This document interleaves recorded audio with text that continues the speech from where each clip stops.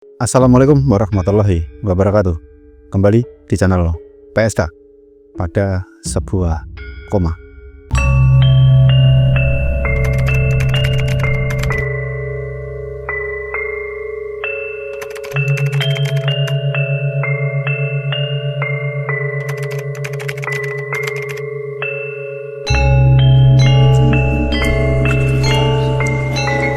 Apa kabar penikmat PSK dimanapun kalian berada?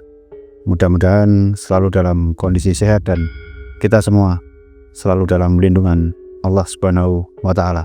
Buat teman-teman penikmat PSK, jangan lupa untuk subscribe, like, dan komen biar channel ini semakin berkembang. Setelah kami mengeksplor makam Ratu Kalinyamat yang terletak di Mantingan, Kabupaten Jepara, dengan gaya makam kuno yang sangat klasik, kami teringat dengan satu makam yang mirip dengan makam Ratu Kalinyamat tersebut, yaitu makam Sunan Kudus yang terletak di Kudus Kota, Kabupaten Kudus, Jawa Tengah.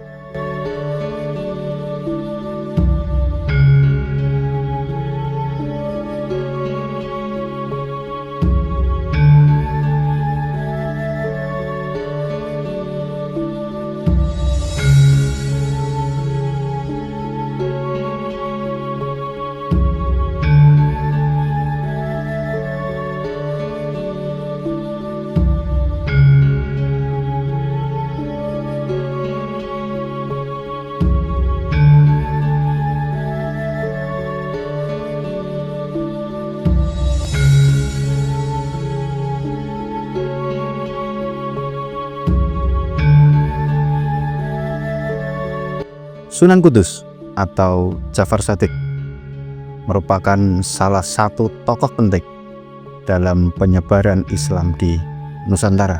Beliau salah satu bagian penting dari kondangnya Wali Songo pada masa itu sebagai seorang panglima perang. Kami di sini tidak akan membahas tentang sejarah dari Sunan Kudus ini karena sudah banyak sekali sejarah beliau tercatat baik di Google maupun di teman-teman konten kreator yang lain. Tetapi di sini kami tim pada sebuah koma akan melihat kondisi terkini dari Menara Kudus yang terletak di Kudus Kota, Kabupaten Kudus, Jawa Tengah. Ketika kami sampai di depan Menara Kudus, kami sangat takjub dengan desain dan arsitek bangunan yang sangat luar biasa, yang merupakan kolaborasi dan akulturasi budaya dari klasik menuju ke Islam. Menara Kudus ini merupakan salah satu destinasi wisata religi dan budaya yang ada di Kabupaten Kudus. Hampir setiap hari dari pagi sampai malam banyak sekali pengunjung untuk berziarah ke tempat ini. Setelah kami sampai di sana, kami langsung masuk dan sejenak kami berziarah di makam Sunan Kudus yang justru letaknya berada di belakang. Dan ketika kami berjalan menuju makam Sunan Kudus ini, kami berasa seperti masuk ke dalam sebuah candi karena desain bangunannya itu mirip sekali dengan pura yang ada di agama Hindu atau sama dengan candi-candi yang beragama Hindu, karena rata-rata bangunan-bangunan dari saudara-saudara kita yang beragama Hindu ini menggunakan bata merah. Ini benar-benar menggambarkan indahnya toleransi. Sunan Kudus selain sebagai pendakwah yang handal, beliau juga dikenal dengan kesaktiannya yang luar biasa. Konon diceritakan bahwasanya gapura-gapura yang menuju ke makam Sunan Kudus di kompleks Menara Kudus ini sudah ditanami dengan raja yang disebut dengan Kolocokro, yang dikisahkan kalau ada pejabat yang melewati gapura ini dan melewati dari Raja Kolocokro ini akan kehilangan jabatannya. Ini merupakan salah satu alasan mengapa jarang ada pejabat datang ke makam Sunan Kudus. Sekali lagi, makam Sunan Kudus, bukan kota Kudus. kami mencoba melihat jarangnya ada pejabat ke makam Sunan Kudus ini dari perspektif yang lain. Sekali lagi, perspektif yang lain. Ini versi kami tim pada sebuah koma. Jadi mengapa banyak pejabat ini jarang ke makam Sunan Kudus, lebih memilih mereka itu sowan ke makam Kanjeng Sunan Kalijaga yang terletak di Demak, Jawa Tengah. Ini fakta sejarah yang sudah menjadi ilo-ilo di masyarakat kita. Kalau kita mau menelisik ke belakang, Sunan Kudus ini memiliki murid yang bernama Arya Penangsang yang gagal menjadi raja di Kesultanan Demak Bintoro. Sedangkan Kanjeng Sunan Kalijaga punya murid bernama Joko Tingkir. Sedangkan Joko Tingkir ini mampu menjadi raja di Kesultanan Pajang. Ini yang sebenarnya menjadi titenan di masyarakat kita sampai sekarang ini. Jadi kalau ada pejabat ini kok datangnya ke Sunan Kalijaga, ya ini wajar karena Sunan Kalijaga ini dianggap berhasil mengantarkan Joko Tingkir menjadi seorang raja. Sedangkan Sunan Kudus mau tidak mau dianggap gagal mengantarkan Arya Penangsang menjadi seorang raja karena Sunan Kudus adalah penasehat dari Arya Penangsang. Salah satu ajaran Sunan Kudus yang sangat luar biasa menurut kami tim pada sebuah koma adalah Sunan Kudus melarang menyembelih hewan sapi.